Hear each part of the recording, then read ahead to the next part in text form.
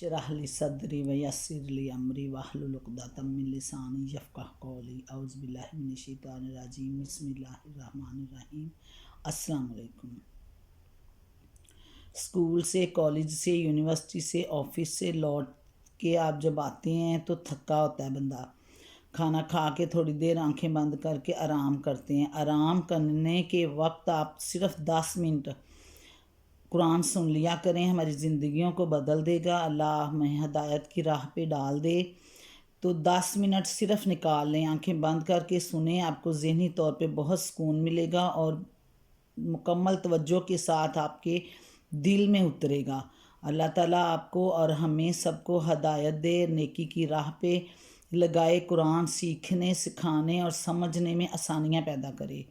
अब चलते हैं, ये सूरतें जो मुख्तसर, बहुत डिटेल नहीं है इनकी, जो डिटेल में हैं वो अलहदा से हैं, शान नज़ूल और तारीख़ी पस मंज़र और मुकम्मल आयात की डिटेल्स।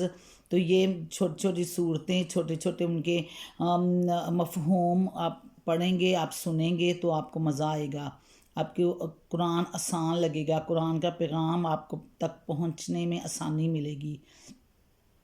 अल्लाह ताला हमें हदायत दे, आसानियाँ पैदा करे, हमें इस राह पे लगाए, हमारे दिलों में शौक़ पैदा हो कि हम कुरान शौक़ से सुने, अल्लाह ताला के पैगाम को सुने और अपने ऊपर लागू करें। जो अल्लाह ताला ने हमें शरीयत लाया अमल दिया है उसके मुताबिक ज़िंदगियाँ बसर करें, ताकि हमें दुनिया और आखिरत में आसानी मिले और सुरखरू हों, हमें जो हमारा मकसद है, मकसद हयात मिले।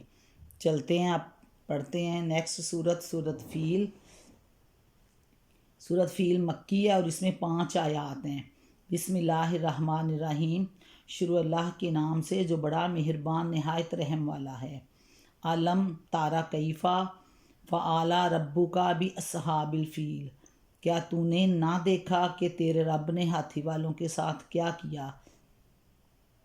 अस्हाब फ़ील, हाथी वाले लोग। अलम यजअल कैदहुम फ़ी तज़लील, क्या उनके मक्कर को बेकार नहीं कर दिया। व अरसला अलैहिम तैरन अबाबील, और उन पर परिंदों के झुंड भेज दिए। तरमीहिम बेहजारातिम मिन सिज्जील, जो उन्हें मट्टी और पत्थर की कंकरियाँ मार रहे थे। फ़ाजा आलाहुम का अस्फ़िम माकूल, बस उन्हें खाए हुए भूसे की तरह कर दिया।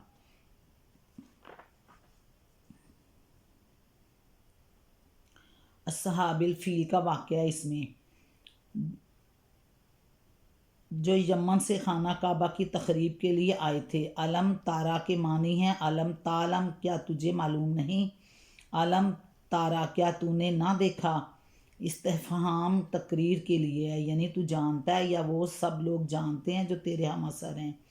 ये इसलिए फरमाया कि अरब में ये वाक़या गुज़रे अभी ज़्यादा अरसा नहीं हुआ था और बच्चा बच्चा ये वाक़या जानता था, यानी मक्का का मशहूर तरीन वाक़या था।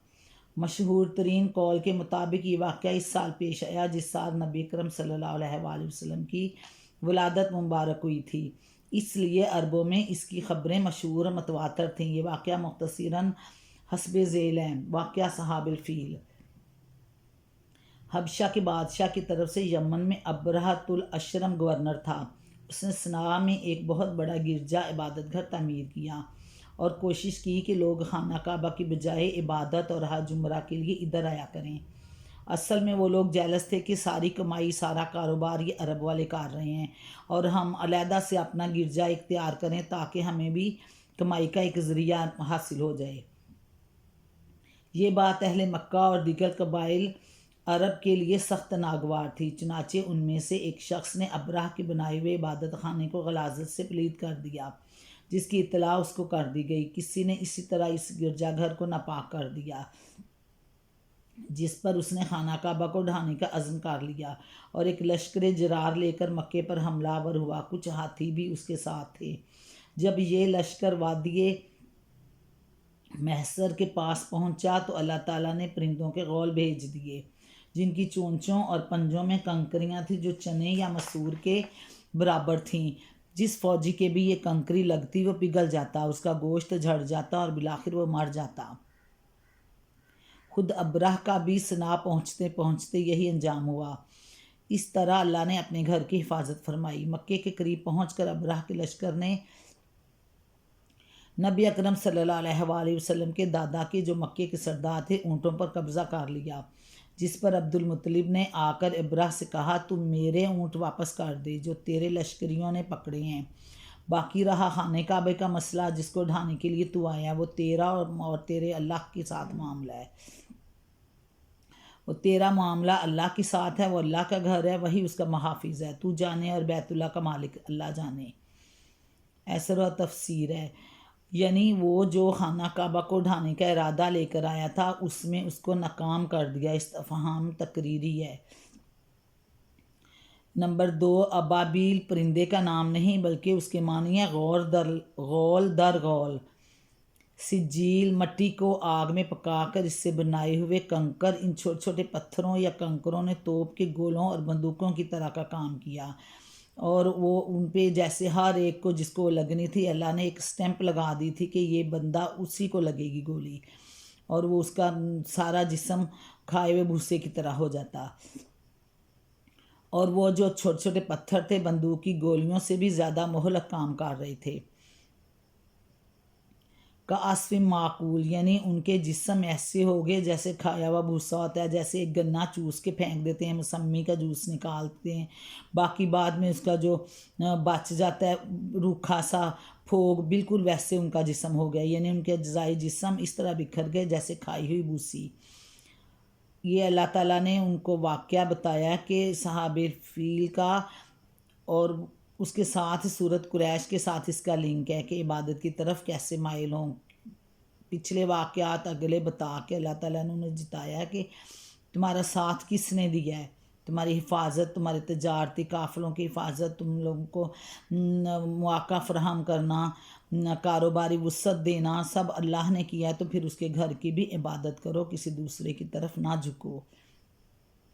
اللہ تعالیٰ ہمیں توفیق دے، ہم اپنے اللہ کی عبادت کریں، قرآن کو سمجھنے اور آسان کریں زندگی، اللہ ہمارے لیے آسانیاں پیدا کریں، اپنے وقت میں سے تھوڑا سا وقت نکالیں اپنی زندگی سنوارنے کے لیے، آخرت سنوارنے کے لیے، اللہ ہمیں توفیق دے، دنیا آخرت میں آسانیاں پیدا کرے، قرآن سمجھنے کا شوق پیدا کرے، تھوڑا سا وقت نکالیں، آنکھیں بند کر کے لیٹیں اور سنیں، سکون ملے گا اور ہدایت ملے گی، شوق پیدا ہوگا، دل میں شوق اترے گا اور بہت زیادہ سکون ملے گا، شوق پیدا ہوگا اور مزہ آئے گا آپ کو۔